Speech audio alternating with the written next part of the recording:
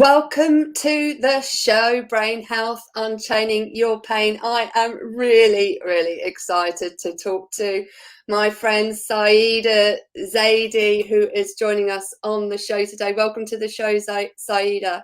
Thank you so much, Ruth. I'm so excited to be here, like really. Me too, because last time we spoke, I was on your podcast with Saiyyidah, and I know it's come out now, which is really exciting. So really interested to hear your story as well. So for those that don't know Saiyyidah, she's the founding convener and conversation architect with the Centre for Belonging and Understanding. She's a doctorate researching belonging, identity, intersectionality and context. She has a unique position as a high performance of business coach, researcher, supervisor and teacher. Wow. She also helps you cultivate a sense of belonging and understanding within and for others. My goodness, amazing. What a breadth of experience you have and you can bring to the show today. Thank you. Gosh, it's when you say it out loud like that, it sounds really scary. It does, doesn't it? When we talk about what we've accomplished, sometimes we don't say it to ourselves often enough. I think that's the problem. We don't acknowledge how far we've come, and we just need to pause and reflect and celebrate our successes and shout them out loud a bit more, really. So I think it's important. So just tell me what you're really passionate about, because I know you've written this amazing book called Results. What is it that really fires you up inside? So I think at the end of the day, it's kind of being true to yourself and living your truth, whatever that may be. And in some respects, that evolves as we experience more and learn more in life. But just that piece about being honest to yourself, because once you've got that, then it's much easier for you to show up as the person that you really want to be, not just for yourself, but also for others. And as difficult as it may sound, I don't see enough of that in the world. Yeah, do you know, I think that's so true. I don't think people take the time to really delve deep into what honesty is for themselves personally, and how they want to express it, and are they truly expressing that to themselves and to the world at large. What do you think is really missing in the context of honesty from, this show is all about brain health. What do you think is missing in the context of honesty in the world at large today? I think it's primarily doing the work. We are kind of molded at school and at university with the understanding that we know who we are, but really we don't. We're just kind of funneled into a system. And then when we come out at the end of that, there's an expectation for you to follow what your role models have done. And primarily, who are they? They're people who then go into the world of work and just kind of continue their journey there. And I'm not saying that there's anything wrong with that, but I'm just saying kind of know what your purpose is and why you're doing what you're doing. And once you've spent the time kind of considering that, it's easier for you to articulate what your own truth is and be honest with other people. I know in the past we've spoken about burnout, and I think one of the reasons for burnout is, I'm not going to say it's dishonesty because I don't think that's fair, but I think it's just that piece about not really unveiling what your truth is and articulating that. And I think that could be quite hard for some people, can't it? Depending on the environment that they're surrounded in, it can be quite hard to speak your truth because the societal norms or the cultural norms that you're surrounded by constrain you from doing that, or your perception is that they constrain you from doing that, and people don't feel they have that voice to be able to speak their truth. And I think it's creating that environment that allows people to safely express who they are and who they want to be is really so important. Yeah, I fundamentally agree with what you've just said. And I think the key thing here, in my own experience and in working with others, is that there will come a time where there's just like a little spark and you're like, okay, this is who I want to be, how I want to show up. This is what I represent. And if you ignore that, at some point it's going to come back. And it can be in a space where you perhaps are able to mold it and guide it and discover more, or it can be in the place where you burn out. Yeah, yeah, I think that's so true. Because the show is all about brain health, I really want to explore that topic a bit more. But let's start with your what you define as optimal brain health for yourself. There's obviously no right or wrong answer, but in the context of your life experiences, what would you say optimal brain health is for you personally? I mean, I think at the get-go, I want to say I think brain health is everything. I'm a believer that it's the brain health that kind of then manifests itself in terms of our body and how we show up. And so for me, it is everything, but there's also ups and downs. So we know there's a full range of emotion that exists. So brain health is not just about flourishing and thriving every single day. It's also about kind of knowing how to respond to challenges and things and having the capacity to do that. So I think in many ways, the piece on brain health and what it is optimally for me is having that a range of experiences and emotions, but also knowing kind of how to respond to different situations that we're in and that others are in that we can support. Yeah, do you know, I think that's so important, and I always like to view the when we talk about brain health in the four quadrants of well-being, which is our emotional, physical, mental, and spiritual. And it isn't to say that we don't go on roller coasters, but it's knowing what roller coaster we're on and being Yeah, able to manage our emotions effectively and show up as the person we want to be and be able to do the things that are important to us physically, that move us absolutely. forward in life and don't hold us back.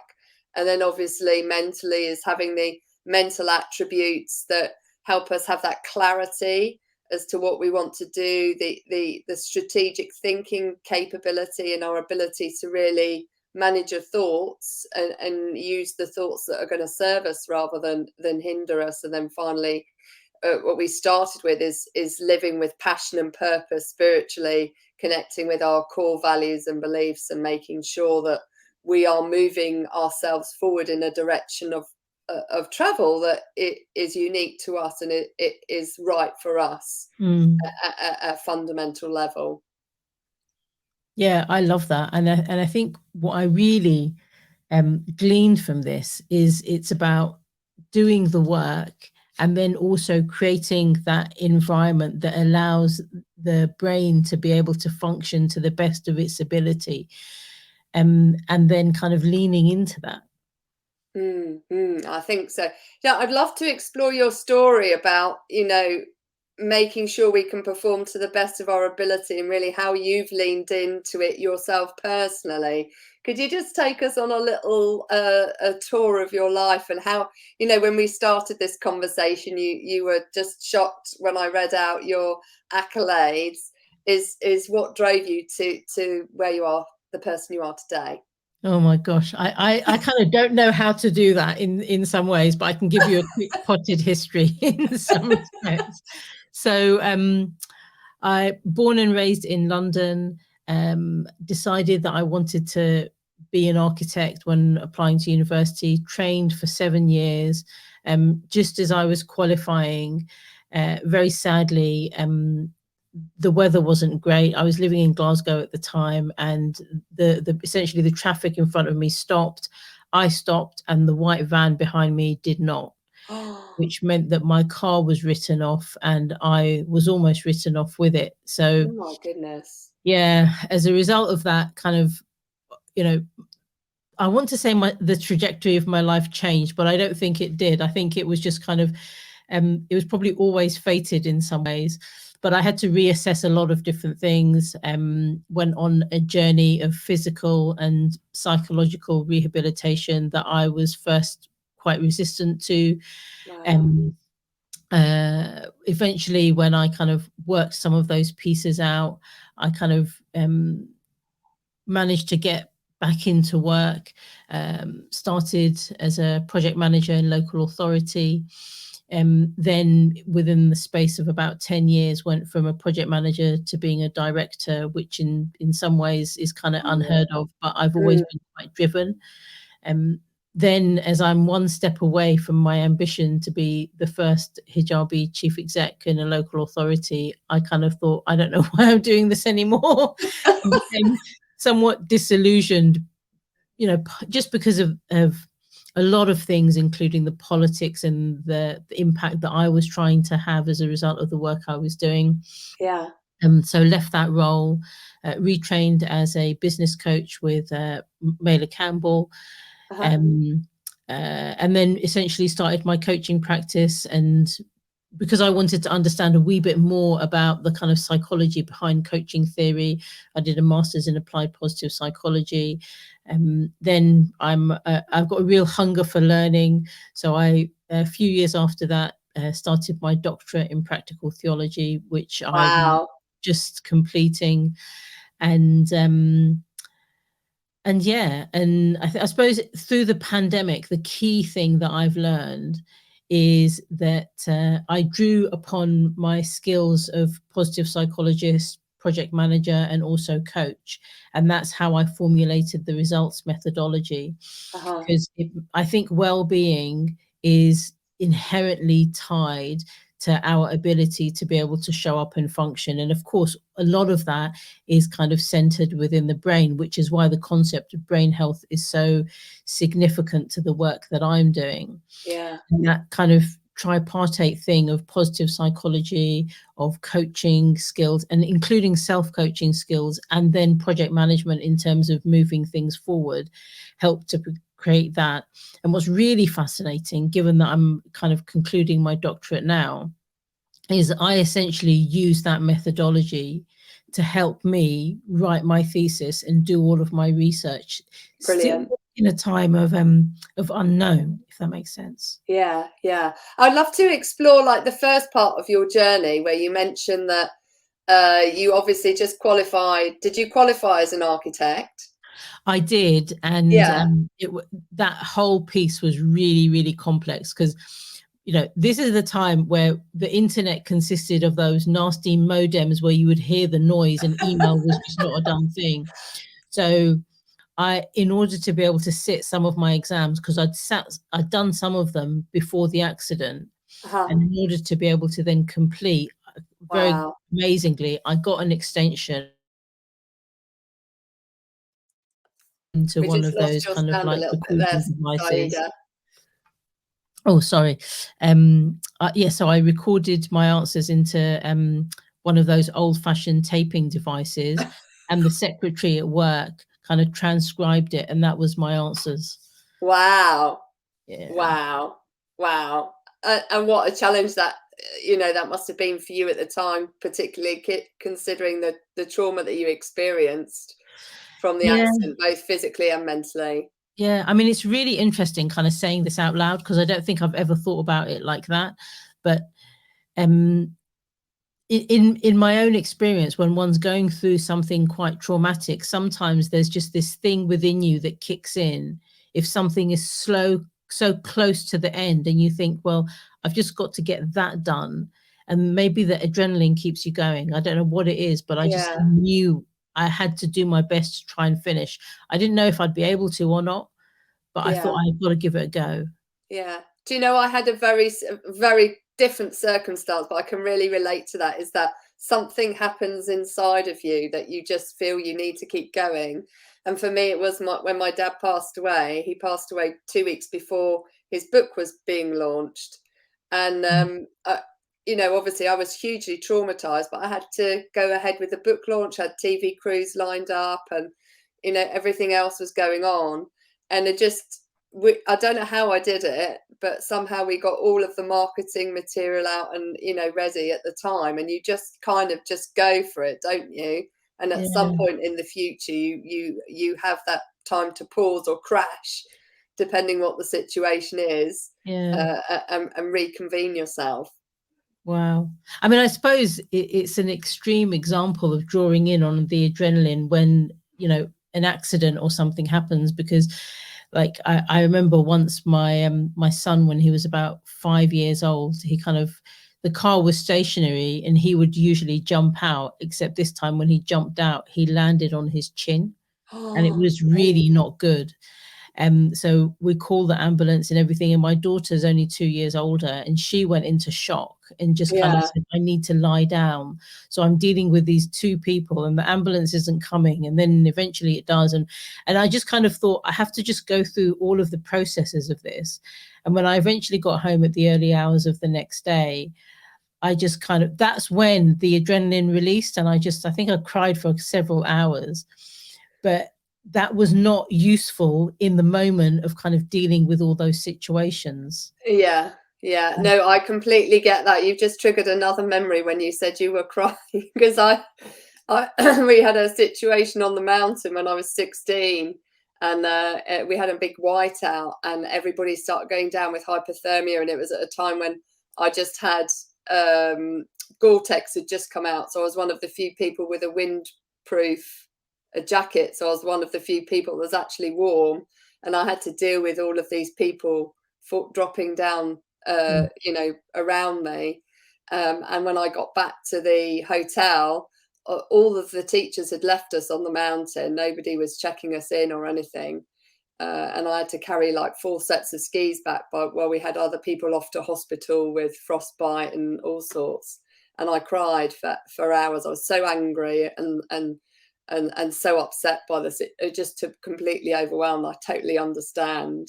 And I think it's important that we express those emotions, isn't it? Because so often we feel this need to just be okay, like put up this front and pretend we're okay. And actually, being okay is expressing those emotions and letting them out, and helping yourself release that energy, that stored energy that isn't serving us, in a way that's constructive. And crying is just such an important tool.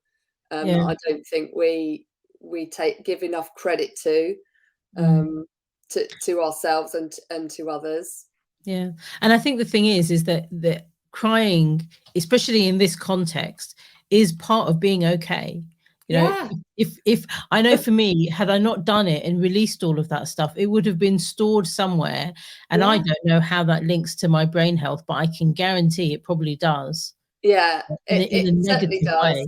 Yeah, and Gabor Mate, who you may know, Dr. Gabor Mate, writes a lot on trauma.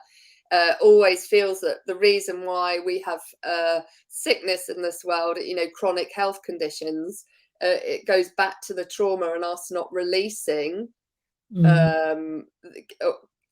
creating a release for ourselves around that trauma, whether that's crying or talk therapy or havening or whatever it happens to be that's right for the person. Is people hold on to it, and that gets stored, and ultimately the body says no. So we either crash or it gets released. The trauma gets released into our body as a result of the high stress levels, and that's when we start to see these chronic health conditions.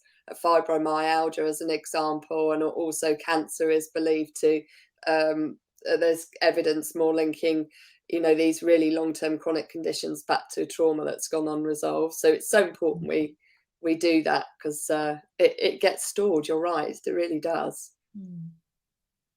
So I'd love to explore your I really love to explore your mindset piece, because you've done this 7 years to get to an architect. You laboured over the really difficult bit, when you were traumatized, to submit everything and pass and qualify, but then you chose to go a very different route. Yeah, I mean, I think part of that was because, again, at the time, we didn't have all of the tech that we have access to today. And so if I was to have continued to practice as an architect in the old way, some of what was needed would have just really stretched me physically, perhaps beyond what I wanted to do at the time. I mean, as silly as it sounds, actually going on a building site is quite dangerous. And so I'd gone from one really quite difficult, dangerous situation that was not of my creation, to then kind of going again regularly at that particular moment in time might have just been too difficult for me. And I when I came back to London, I actually did a master's in construction economics and management, and investigated kind of private finance and private partnership schemes. And that then was the segue to be able to get me the role in project management. And I think looking back now, it was a really good move that I didn't try and go back into architecture immediately, because had I done that, I don't know how long I would have survived in some ways. Yeah, and you don't want to layer trauma on top of yourself unnecessarily if there's a route for you that serves you, that is going to fulfill you, mentally, spiritually, and emotionally, and something that you can do physically. So I think that, I think we do sometimes, don't we? We feel that because we get a qualification that we have to fulfill the investment that we've made in that qualification in order for it to be valid. But actually, it's the learning that we have, the journey of learning and the processes that we become accustomed to, that gets us through those times of learning, and how we do the learning that serves us going forward, not necessarily the actual subject matter. Yeah, I agree completely. I mean, it's funny. I read something somewhere recently that said that whatever you do your undergrad degree in, or if you're not going down the university route, whatever your kind of formative skill set is that you learn at a young adult age, that actually is always going to be a golden thread in whatever you do. And it never occurred to me, but yeah, right now I'm not practicing as an architect, but the whole thing about how do you construct, how do you kind of formulate ideas, how do you put things together, and the creativity around of that is still within me. And it shows up in how I wrote my book. It shows up in how I'm doing my research and my thesis, in everything that I do. And so, yeah, no one wants to spend 7 years learning that, but at least I was able to get something out of that time, having then had my life kind of pivot in a completely different direction. Oh, do you know, I really love that, because I've never thought of it laying there like foundations. Whatever we do as a first degree really lays the foundations for how we think pretty much throughout the rest of our life. And I know for me personally, having done physics, I always ask the question, why? Why is it like that? It's always a why for me. That's the sort of first thing that I'll be asking, which is all of, which is the basics of physics. I always want to understand why we behave, why are we doing this? Why do we do that? So yeah, that's amazing. And so you went on your journey. You did your masters, and then you went into project management.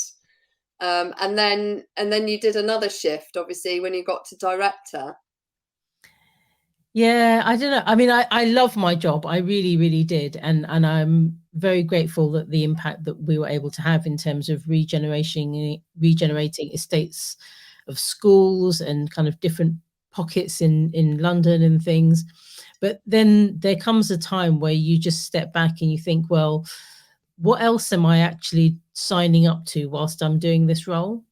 And there were some decisions that were being made in terms of cutting services to vulnerable people and to the elderly and things. And I just thought, morally and ethically, I can't agree to the decisions that are being made around the table.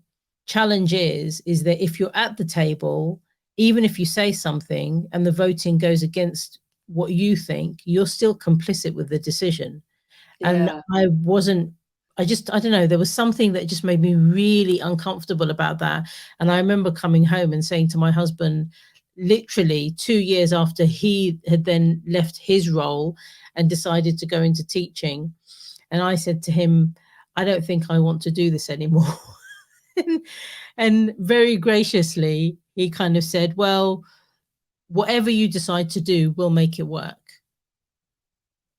Do you know, I think that's so important. You've really drawn on the importance of values, and when our values are not being displayed in the workplace, then we feel incongruent with the environment that we're in, don't we?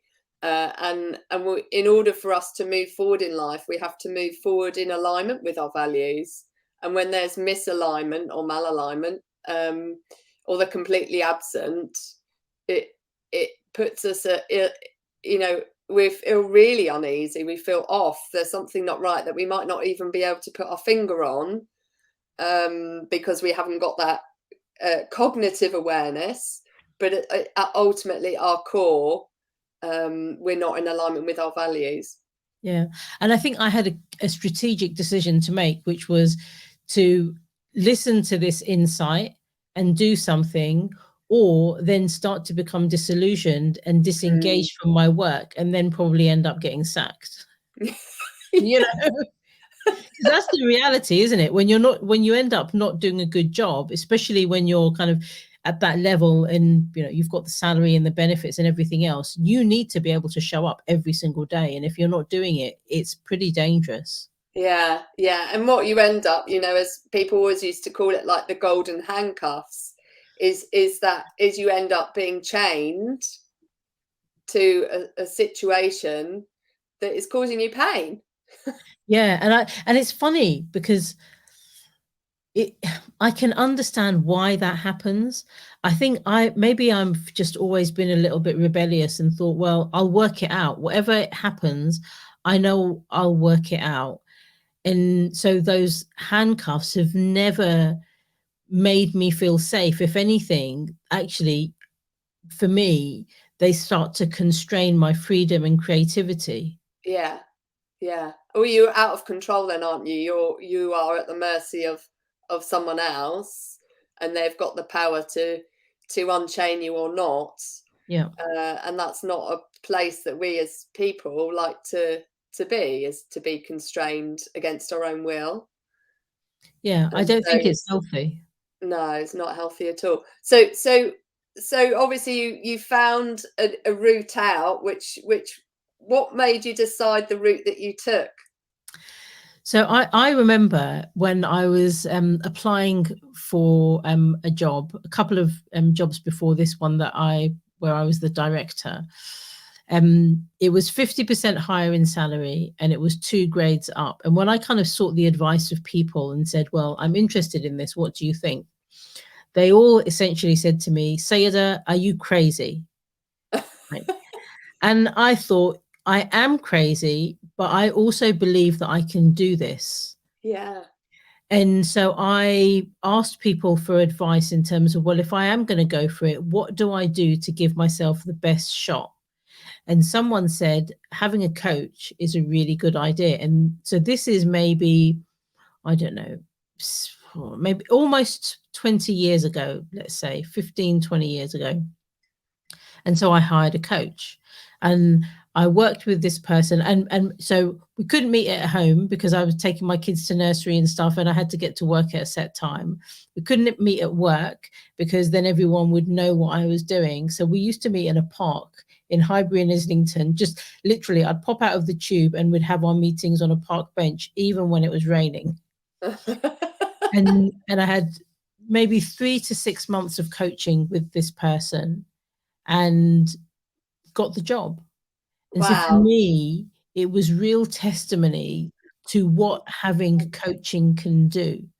And so when I was kind of thinking about making a move, I think coaching was a really, really viable option for what I would do next. And I'd done another course and said to the people that were there, you know, what's my next move? And someone recommended this particular program, did my due diligence. And I thought, well, you know, sometimes you've got to take the action and not do too much homework, because if you start to do that and explore too many things, it brings in indecision.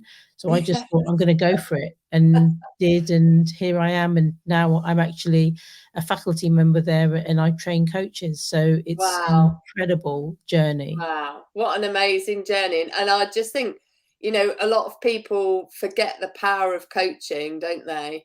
They kind of think that coaching is something that senior partners do, that's paid for by the business, and nobody else has the access to. But actually, we all have access to a coach. We just have to find the right one for us that serves us, and the difference it can make is phenomenal, isn't it? Yeah, and here's the thing: if I didn't invest that money into a coach, then I probably would never have got that job. Yeah. And therefore, what other things would have been prevented as a result of me not making that leap in that time that I did? Yeah, yeah. I think it's a really great point, because this investment in ourselves. We even have, as I'm sure you know, senior executives who invest all of their time helping others, but none of their time helping themselves.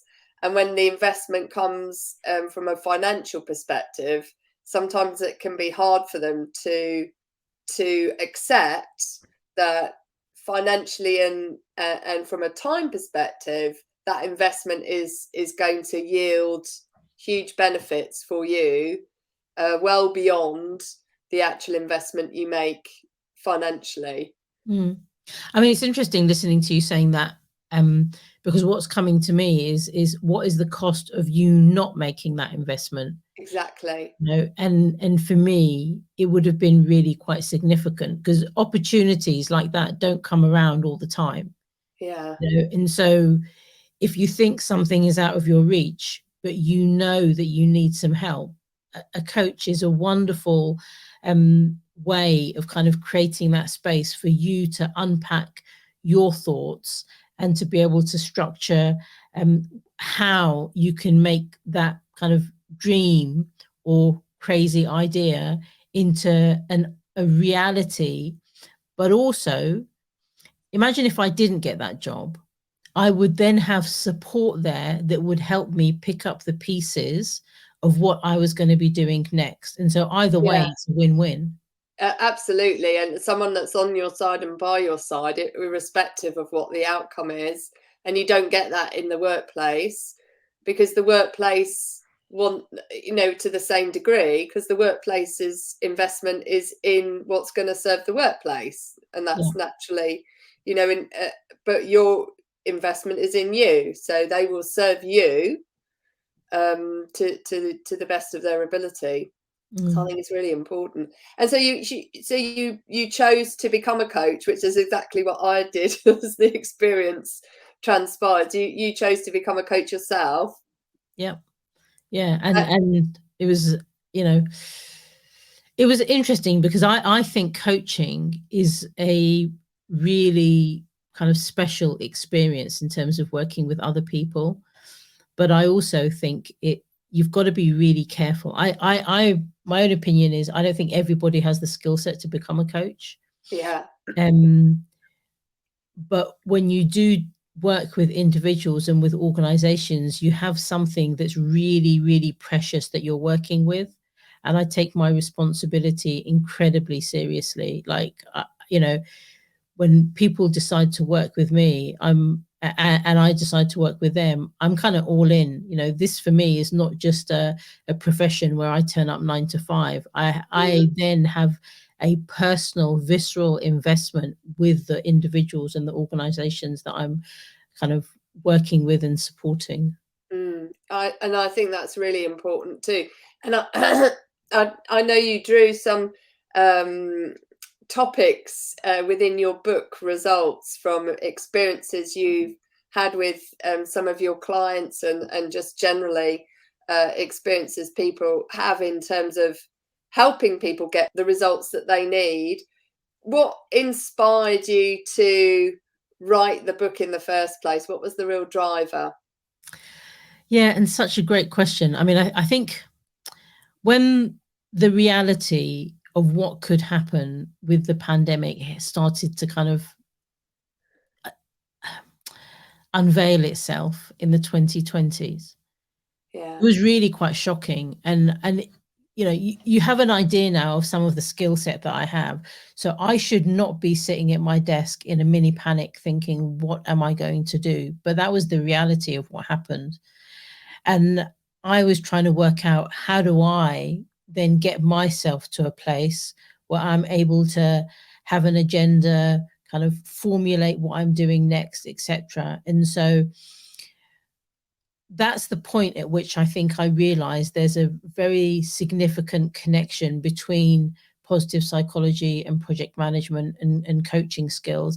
And to be perfectly honest, I started to look out for books on this. And I thought someone else must have written it before, and it just wasn't there.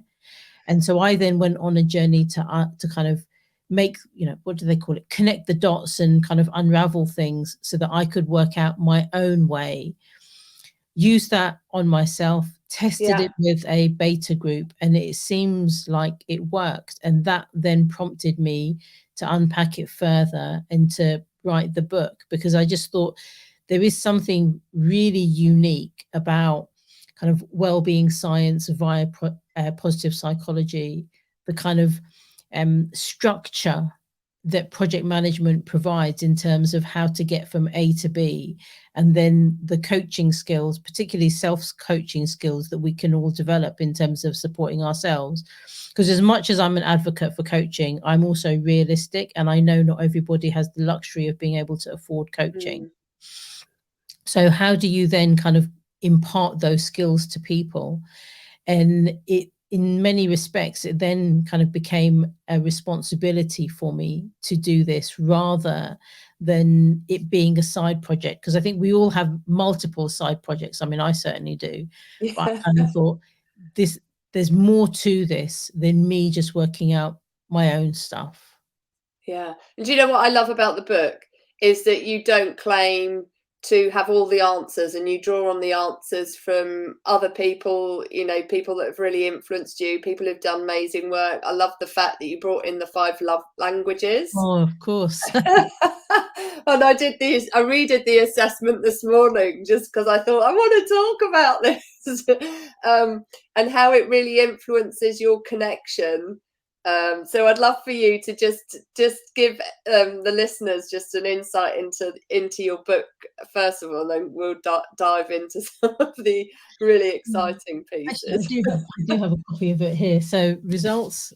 Yay! I've got it on my Kindle. I don't have it on a physical. Yay! So I would actually always recommend that people get the physical copy of this book, because I know that when others have got it on Kindle, they've kind of been a little bit frustrated that they've not been able to make notes. Yeah, I have had the same thing. I normally do it in highlight, but I can't then easily reflect back on it. So I'm definitely going to get the physical copy. Thank you. And so when people kind of like make acronyms like results or anything else, then sometimes it can be a bit cliched. But for me, there's a number of reasons why I wanted it to be like that. And primarily the steps flow. So, and I'll go on to what they are in a moment, but also it's an easy way of remembering what those steps are. And so the first one is about reaching kind of beyond the barriers. We all have barriers. You may know what they are, you may not, but doing that work to understand so that you're not kind of settling. And there's some wonderful stories in there right at the beginning about what happens when one settles. Yeah, so you get into that rut, don't you? And you're not in the growth zone. It's so important to step into the growth zone and get comfortable with being uncomfortable. Yeah, absolutely. So reaching beyond the barriers. Then how do you evolve into your best self? How do you select the right 3 projects? So there's some really interesting things about kind of doing too little as opposed to doing too much. And I think we started to see how that unpacks itself in terms of the pandemic, because the level of anxiety that people were experiencing generally was raised. And I think as a result of that, it was much harder to do anything. And so how do you then be very specific about the 3 projects that you're going to work on, and then balance that out with all of your other responsibilities? So once you've done those bits, it's the utilization of time is really important. When people, for example, ask me about my coaching practice and my work, they're actually quite shocked at how little I work. But what I do is I utilize my time effectively. So whilst coaching is one part of my portfolio of things, it's not everything that I do. And the other things actually lead into that. So the kind of skill that I have and the evolution of those is constantly, hopefully, being refined. So the utilization of time is really quite significant. I think that's really important, the utilization, because you talk about there's so many distractions in today, and I love the Pomodoro approach, where you allocate 25 minutes and then you just totally focus down. But I think the framework that you've used is really simple but yet really powerful, because people just can get so distracted in today's world, especially, like you say, with anxiety, is their brains end up the subconscious ends up being in the driving seat, particularly amygdala, and it's really difficult to activate the thinking part of your brain, that cognition piece that helps you move forward and think strategically, because it's just can't turn itself on properly, because you're emotionally in overdrive. So I think when you can have a really great foundational handrail to hold on to, it makes it much easier to be kind to your emotional brain, and guide it through to using it in a way that helps you think more clearly. Yeah, absolutely. And for listeners and viewers, if you're thinking 25 minutes is too much, don't worry, because in the book I speak about the different amounts of time for Pomodoros. And so I wrote my book using this method, and when I started off, literally I would sit at my desk and say just 5 minutes, and that just 5 minutes turns into a 300-page book. Yeah. So I'm saying, and I love the fact that you visualized it as well. You visualized how long you wanted your book to be. You visualized how many illustrations you wanted, and lo and behold, you're pretty much in that ballpark. Yeah, I mean, and that's such a significant point as well, because I think when we can imagine something, then we can make it happen. And actually, one of the things that I'm writing in, or have written in my thesis, is about role modeling.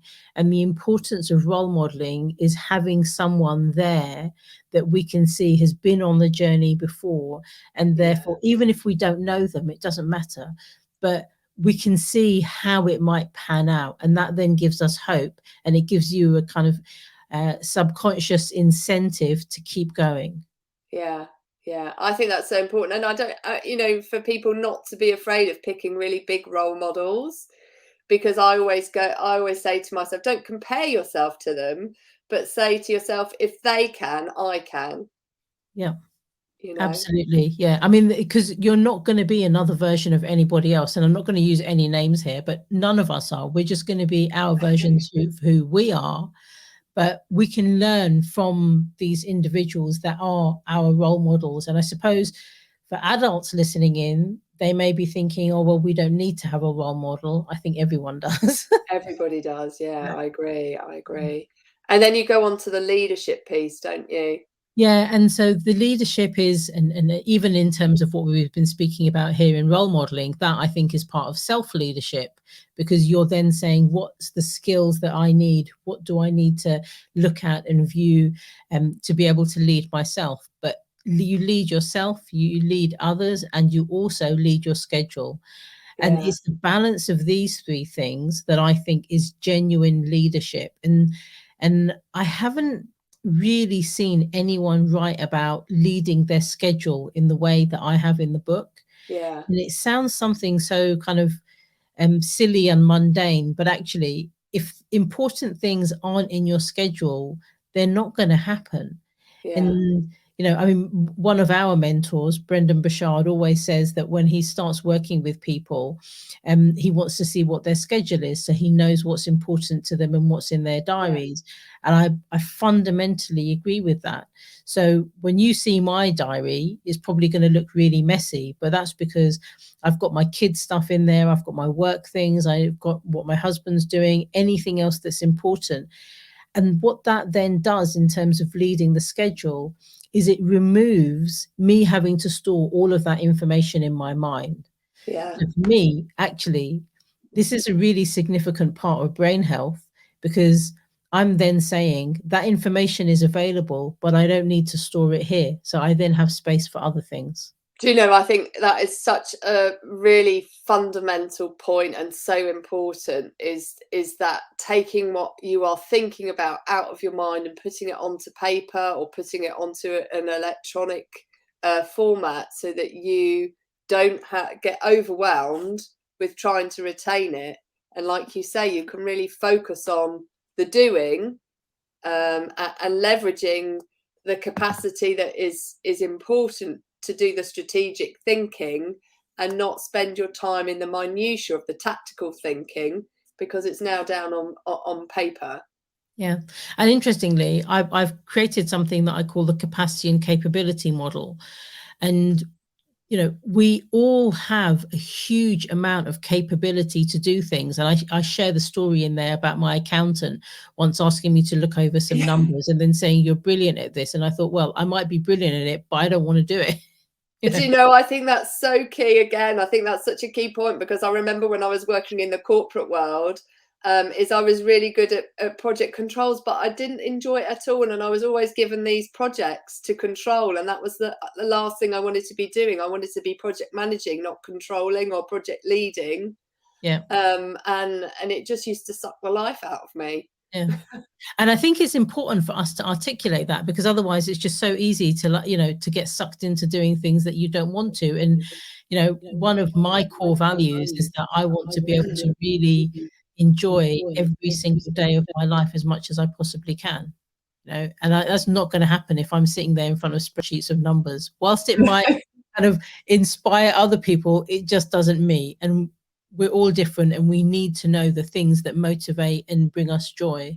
Yeah, I think that's so important. Just because you can do it doesn't mean you have to do it. Yeah. And then it's appropriate for you. Absolutely. And then that kind of comes into the last couple of steps here with thriving in terms of your physical, psychological, and your people environment.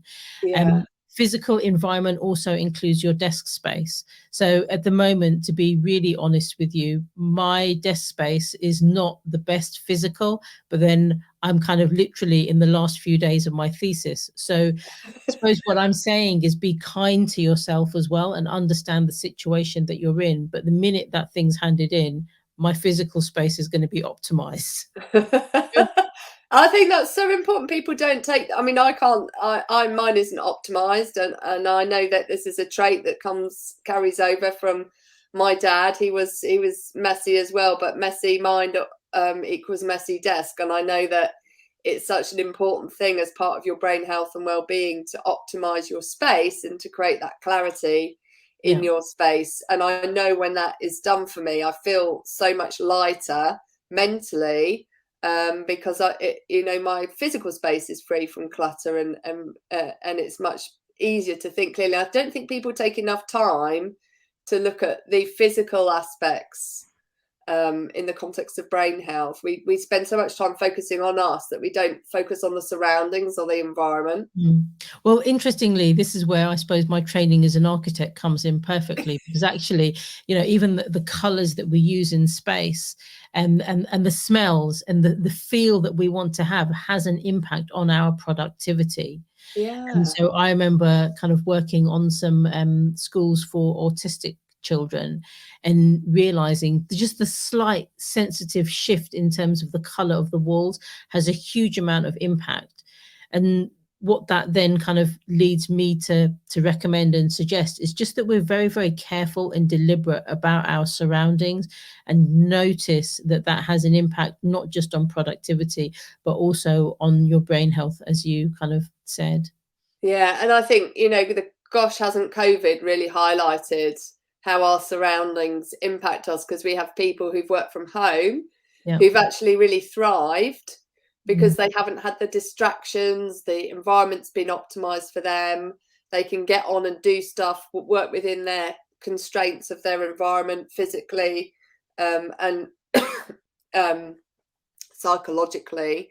Yet we have other people who don't have that luxury and they haven't thrived at all. And isn't that interesting? Because, you know, I again, in the book, I've said, this is something that I wanted to write for 10 years, you know, and I didn't have that space. But then here I am kind of forced to be in my own home. We all were in situations where we couldn't even go out to do exercise, so literally being stuck at home. And that space then created the kind of challenge and the difficulty and all of that, but it resulted in this book. Yeah. And I think so all of these steps then lead to the last one, because the last one, the S in results, is about succeeding. And an important point to note is that it's not success, because success can come and go, but I think succeeding is something that's long term, and we do that by flourishing in all areas of our lives. And the way that the structure of the book is that you kind of get to the end and then you read it again, and you just kind of keep going through this process. And it's designed for 90-day cycles or for 3 months, and you can just kind of build and build and build. And once you adopt this as a methodology for I was going to say working on your projects, but actually is a methodology for life. Yeah, it You then is. find that just so much more gets done, but also your well-being improves. Because I don't want people to just do stuff at the cost of their well-being. For me, both those things are parallel tracks. Yeah, I think it's so important. It's so often we see people who burn out because they put their self-leadership last.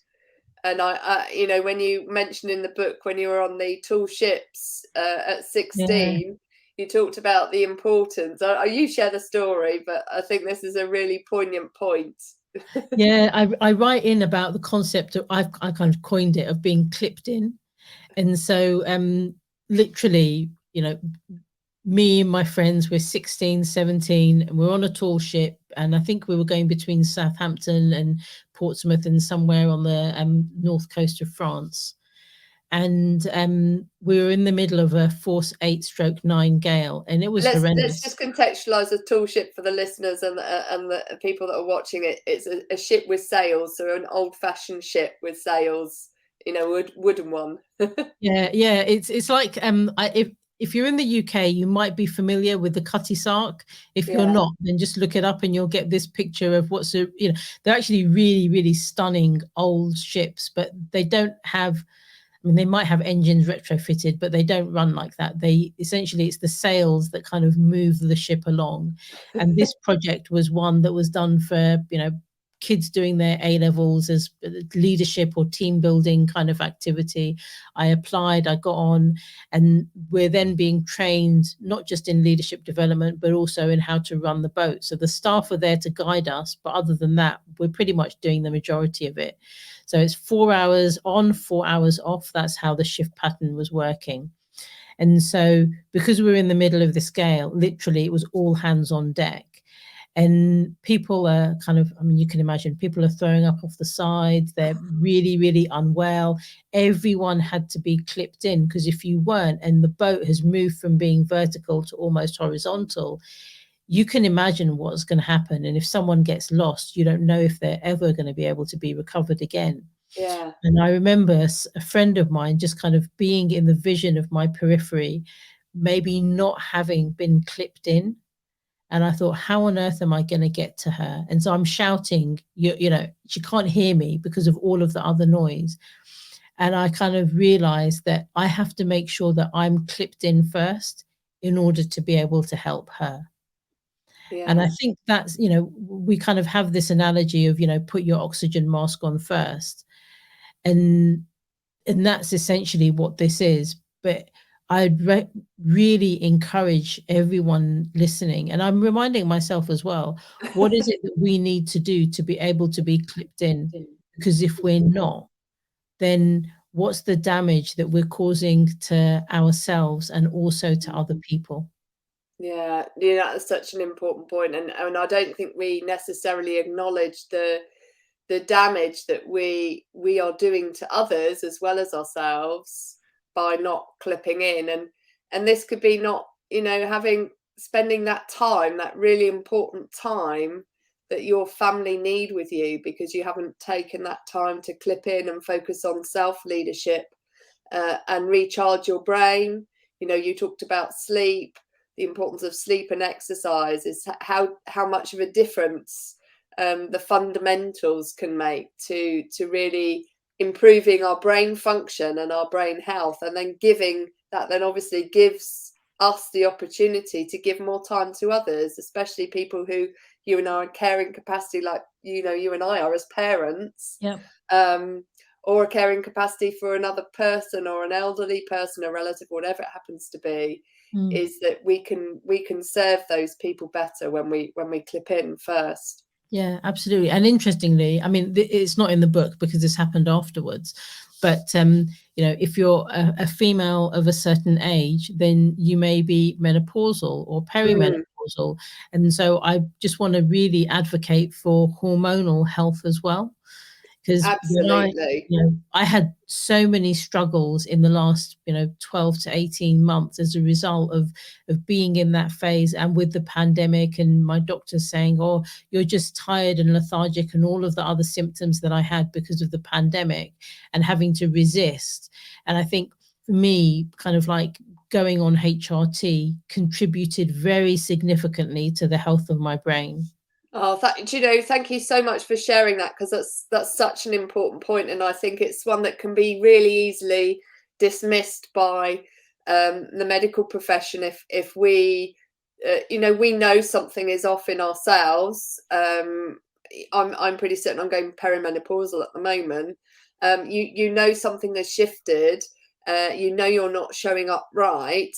If your doctor isn't serving you, keep pushing for it. And what I'll do is I'll put a link for people if they want to get their hormonal levels checked, and then get referred by a separate doctor. This is for the UK only, but I think it's really important that you take the time to get your hormonal levels checked and optimize for you personally, so that your brain, what our brain relies on, having optimal hormones for ourselves. And when we have babies, our brains change because our hormones shift. Our brains actually rewire to help us become a better carer, and how we actually sleep changes because of all of that. And it, as you say, it changes at the start and at the end of that phase of our cycle. So I mean, I benefited a huge amount from the work of Dr. Louise Newson, and I think her page is called My Menopause something or other, and she's got a little checklist, and I'm a real advocate for kind of understanding what is out there in this, because had I not done that, I mean, I was referred for chronic fatigue, wow, and I knew that I was not chronically tired, because bear in mind, after my car accident, I learned a huge amount about what was happening to me. And so I know what that looks like. And this was very, very different. So in some ways, my resistance kind of came because of my own personal learnings, but I would not want to wish that upon anyone else. Yeah. And if something's as simple as going on HRT, because within 2 weeks of me starting, I was like, oh my God, I feel alive again. I mean, that was really the difference. Yeah, so there's also a really great book by Lisa Mosconi, which is called The XX Brain. And she's got some, I don't know if you've read it, but she's got some really great checklists in there. And Daniel Amen's done one with Unleash the Power of the Female Brain. So I'll put the link, the book that could you remind me of the book that you suggested? We'll talk about it afterwards, but put the book in as well. Yeah, Louise Newson. I can't remember the name of her book, but no, that's all right. We'll put it in the show notes just for people who are struggling with that situation themselves. And I think it's something that's really not talked about, and it needs to be talked about more. So really do appreciate you bringing that to this show. So I think this is an amazing point, and I'd love to talk to you about this more, but we're coming up on time, but maybe we can catch up later on another show. But I'm going to pick the last point, because I think your journey of results has kind of really led you to knowing that you needed to take the action and to push the driver to get yourself self-leadership back on track quickly, and not take the person's response as something that you were going to accept, which I know you talk about in the book. What would you say to anybody who is struggling with menopause or perimenopause, and they're losing that kind of sight of who they are, what would your one piece of advice be to somebody who's struggling in that space? Get informed, and then realize that actually you can dictate the trajectory of the conversation that you have with your doctor, rather than allow them to do it. Because I know for me, like, I had a young female doctor, and I was thinking, of course she's going to know about menopause. You know, and this then applies to lots of different things. It's about how you show up. So if you show up informed and you've got the information, and you're, for example, I read the NICE guidelines, and in there it says that the hormonal levels in your blood do not determine whether you have menopause or not, because my blood work showed me as being an optimum health on so many different levels. So it wasn't coming out from it, but my symptoms all your were. symptoms were. And so it's having that information and then leading the conversation, even with people in power, rather than allowing yourself to be led. Yeah, and do you know, I think that is so important. It goes back to that self-leadership piece. It's not letting people, you know, put chains on you and stop you from being able to show up as your best self. It's for you to make sure you unchain that pain and do what's right for you. Goodness me, what a fantastic conversation. Saiyyidah, how can people get hold of you? What's the best way for people to reach you? And please share your book as well, the resource for your book. Thank you. So, of course, you can go and buy the book Results, the Art and Science of Getting It Done on Amazon. And I would always advocate for you to get the hard copy so you can make your notes in it. You can find out more about me on www.saiyyidah.com. And I think the link will be in the show notes. Yeah. And also in terms of the work that we're doing regarding belonging and understanding, you can find out about that at the Centre for www.centreforbelongingandunderstanding.com. And any questions, just find me on social media. I'm very, very happy to answer and support any friend or client of Ruth. So, you know, I'm at your service. Oh, thank you so much. And do make sure that you do get that book. It's a really great read. There's so many great resources in there, great links, and a whole heap of free resources that Saiyiddah's made available. So we'll put all of that in the show notes. Saiyyidah, thank you so much. It's been such a pleasure talking to you and just hearing your journey, and really, you know, unpicking all the pieces that you've been able to do to really unchain your pain and optimize your brain health. Thank you, Ruth. The gift has just been mine. Thank you. You're most welcome.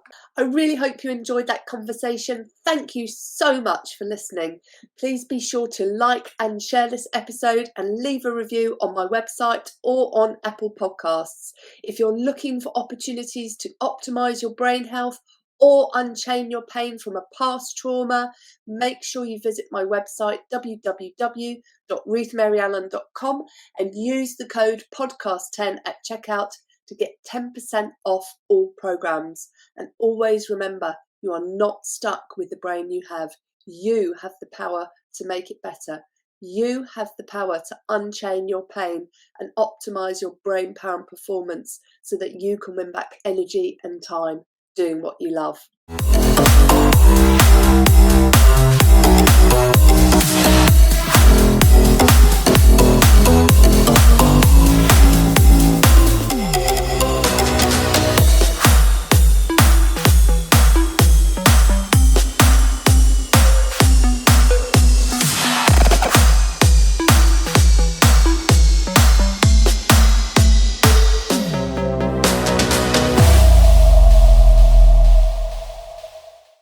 Each episode of Brain Health Unchaining Your Pain with Dr. Ruth Allan is for educational and demonstration purposes only. The information shared in each episode should not be interpreted as medical advice. This episode should not be used to self-diagnose or self-treat any health, medical or physical condition. Do not use this episode to avoid going to your healthcare professional or to replace the advice they give you. Consult with a trusted healthcare professional before doing anything contained in this episode. If you have any questions or concerns, please contact www.ruthmaryallen.com/connect.